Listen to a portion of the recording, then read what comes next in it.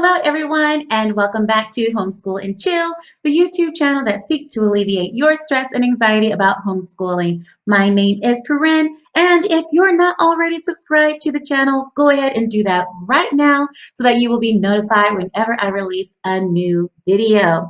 Okay, everyone, I am here to help you reduce your stress and anxiety about homeschooling, and one way to do that is to keep you encouraged. So today I want to encourage you and to motivate you while homeschooling by remembering your why. Why is it that you decided to homeschool in the first place? And I notice that whenever I'm doing something, whether it is homeschooling or working or anything that I'm doing, the best way to get myself motivated is to remember why I'm doing it in the first place. Why am I homeschooling? Why am I cleaning this house? Why am I making this meal? Or whatever it is that I'm doing, if I think about the why behind it, then it gets me going more than just thinking about the task at hand. So that's what today's video is about remembering your why. Why is it that you decided to homeschool your children, to keep you motivated on this journey of homeschooling? Because no matter how much we may feel that it's crucial or feel that it's important, sometimes it's just hard. Sometimes it's aggravating. Sometimes it's just like you realize that homeschooling is not the easiest choice for you in your life. And so you have to remember your why. Why are you going through some of the hardships that you're going through? Why are you inconveniencing yourself? Why did you make your life just a little more challenging by making yourself a homeschool parent? So that's what this video is about. Today, I'm going to share with you the reasons why I decided to homeschool and to help inspire you while you think about why you embarked on this journey and to motivate you to keep on pushing. So without further ado, the reasons why we homeschool.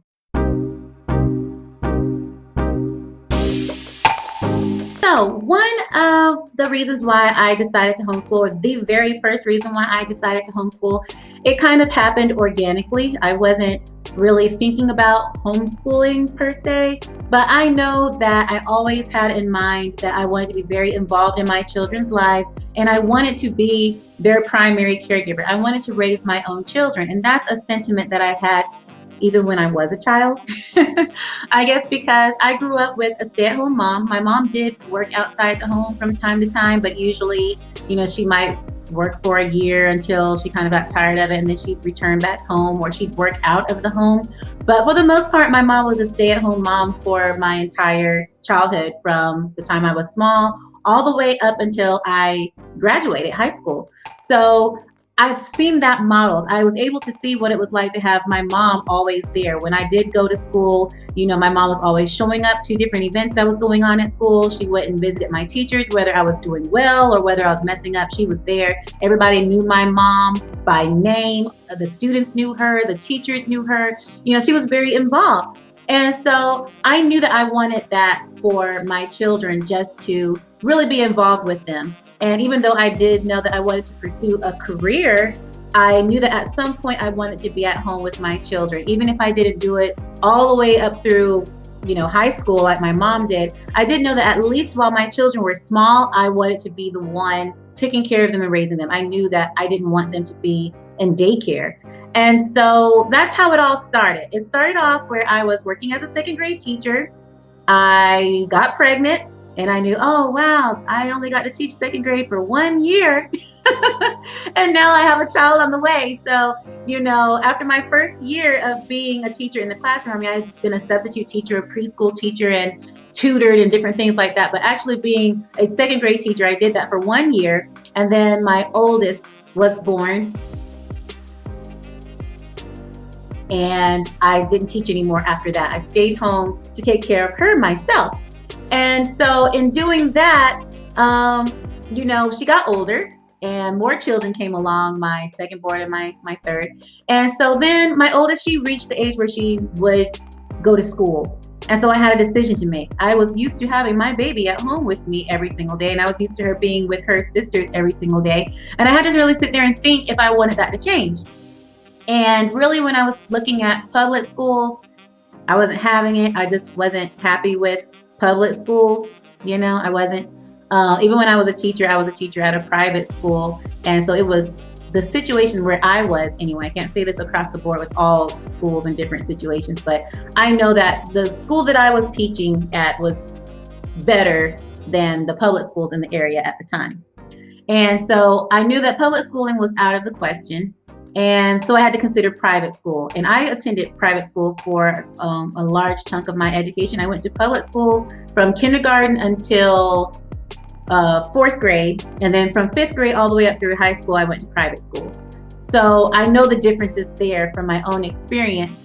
But even having the experience of going to private school and seeing the benefits of private school, I do know that I didn't necessarily want that for my girls, because there are some issues that you do face when you send your children to private school.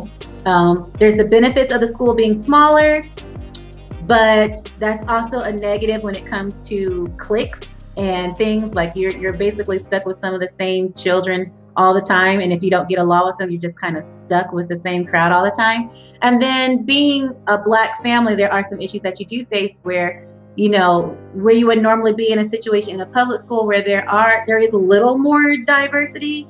When it comes to a lot of private schools, there is not that. And the private school I attended, I didn't face anything overt, that would be alarming, but there are just like some microaggressions and just some issues where you're just like, all right, how many times are you going to ask me about my hair frizzing up when it rains? Like, this happens every time it rains. Can we just get over the fact that my hair is going to frizz up when it rains? Like, your hair is going to go flat and mine's going to frizz up. Can we just understand that that's what my hair is going to do?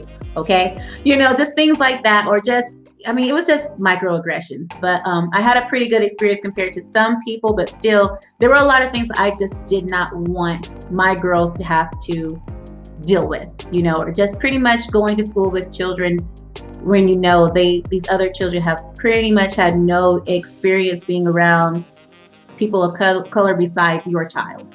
I don't want my children to be their first experience, their experimental Black friend, So anyway, there were things like that I was considering. So the only other option was homeschooling. And so, especially because my daughter was just so small, I was like, even if I don't do this long term, I think I at least want to start off homeschooling. So that's how it began, was just I had my oldest at home with me from the time that she was born. And then when she got to be school age, I was just like, I think I like just having my baby with me. She's doing all right. And not only that, but all of my girls are born in October. And so they have what you call a late birthday, where even though my daughter was going to be turning 5 that school year, because she didn't turn 5 before the cutoff point in September, she would have to wait until the next school year to start school. And I had already been working with her at home because, former teacher, and what are we going to do all day? Just look at each other. So I had already been working with her. She was already reading, and she knew all of the basic things that you needed to know to go into kindergarten. And I was like, I'm not sitting here and just waiting another whole school year. If I homeschool her, I can go ahead and start her where she needs to be so that she can be challenged, instead of going to sending her to public school or private school and she's just pretty much going over things that she already knows. And the area we were staying at the time, they weren't so adamant about children skipping grades or anything like that. And so, it just seemed like the best choice to start off with. It just happened organically that I've already been teaching you at home anyway, so I might as well just keep on going. My next reason for homeschooling my children is because of my second born, okay? So I have 3 girls in all. And when it comes to my second born, when she was 4 years old, we started noticing that she was acting a little bit different, I guess, just to put it, plainly. She just seemed like she was a little bit different than most. Already when she was younger, when she was 2 years old, we were asking her pediatrician a lot of questions and we weren't getting anywhere. And so we switched pediatricians and we raised some concerns that we had with her, and come to find out she had experienced hearing loss. And so she had to have surgery. She had her adenoids cut. She had tubes put in her ears. She went through speech therapy, and some behaviors that she was having, we were being told that, those behaviors would kind of calm down now that, she wasn't being deprived in one of her senses. But, even though she was able to hear better, we were noticing that there were still some behaviors and some issues that she was having. We were concerned about as far as like the tantrums that she was having and just how emotional she was. Like things that seemed relatively small, she was kind of blowing up over these things, which was a lot even for a 4-year-old. We know how 4-year-olds can be, but it was a lot for a 4-year-old. So when we moved, because we were living in Georgia, we moved to North Carolina. I raised those concerns to our new pediatrician. And so they did give us a referral to go to the local school board and have her assessed to see if she was on the autism spectrum because of the concerns that we had raised. So they did all these series of tests. They tested her hearing, her speech, and all these different things. They did some cognitive tests and different things with her to see what she was learning. And after their assessment, they did say that she was on the spectrum. So they told me that, and I was like, okay, I feel some kind of way, because you don't ever want there to be an issue with your child. You're like, oh my gosh, I don't know anything about this. What am I supposed to do? How am I supposed to raise her? And I don't have any knowledge about this stuff, So there was part of me that was nervous, and then there was part of me that was like, okay, well, now this has a name, and maybe I can get some help in this area now that people are acknowledging that there is something, that there is something, whatever the something may be, whether it's a disorder, if you want to call it a disorder, or whether you want to call it just a different way of thinking or a different way of processing information, whatever it is, at least we have a name for it. We can acknowledge it so we can tackle this thing. But these people said that because she was doing so well academically, that they couldn't offer her any services because they're really just there as, I guess, intervention in case she wasn't doing well. They made sure that the fact that she was autistic wasn't hindering her education. And they said it wasn't hindering her education, so they didn't offer any services. They were just like, keep doing what you're doing. You're doing a good job, Mom. And I was like, thanks, but she be screaming. So you can't do nothing? You can't help with this? Okay, we'll figure it out. We'll figure out what to do with the screaming. And I have, done my own research. I have, I guess followed other groups and pages where people are autistic themselves, or they have children who are autistic. So I kind of know what to expect and what to deal with. But for the most part, she's just like any other kid. I guess a lot of people, unless we say something, they have no clue. They just might think she's a little offbeat, which some people are just offbeat. Not everybody is going to be like a photocopy of everybody else in society, and that's perfectly fine, because I don't want that for any of my children. I want them to just be whoever they're supposed to be and thrive. So I kind of admire that about her, that she doesn't really care what anyone thinks. Juliana is going to be Juliana, and it don't matter what anybody thinks. As far as her academics and everything, she's doing just like her sisters are. I started them a year ahead of what they would be in public school. I did the same thing with her. She's a year ahead of where she would be. She would be in first grade if she was in public school, but I have her doing second grade work, and she's doing fine. She might need a little more explanation, or she might need a little more help along the way, but that's what homeschooling is about, that she can get that one-on-one attention that she wouldn't get in school. So she's able to really thrive, and I really think the sky is the limit with her. She's not limited just because she has this label or because she does do things a little bit differently. She gets to shine and not feel like she's odd or strange or whatever. She gets to just, be herself as an individual and learn as much as she possibly can.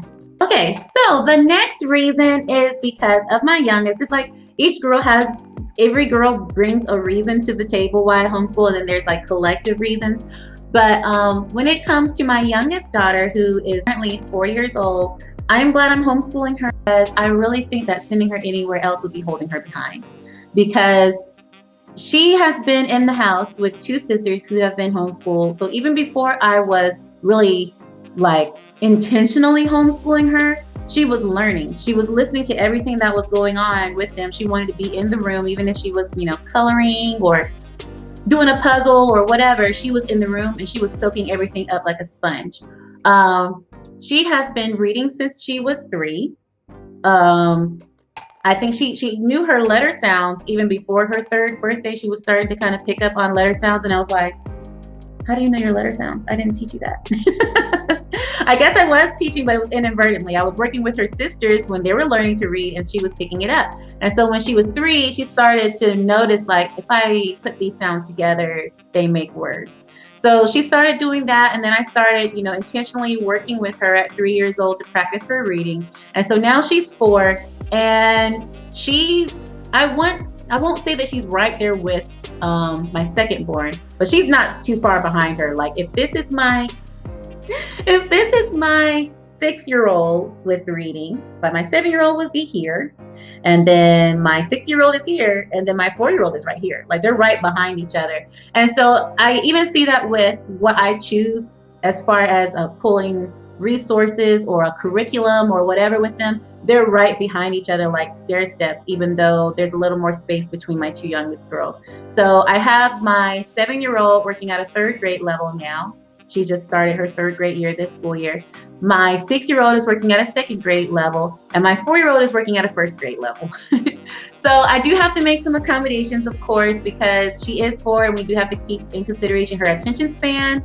We have to take into consideration her maturity and her development as far as motor skills and things like that. Like even though she might have the intelligence to do certain things, that doesn't necessarily mean she can do them as a 4-year old because the rest of her hasn't developed enough. So I do have to keep things kind of short and sweet because her attention span is not going to allow her to do things for very long.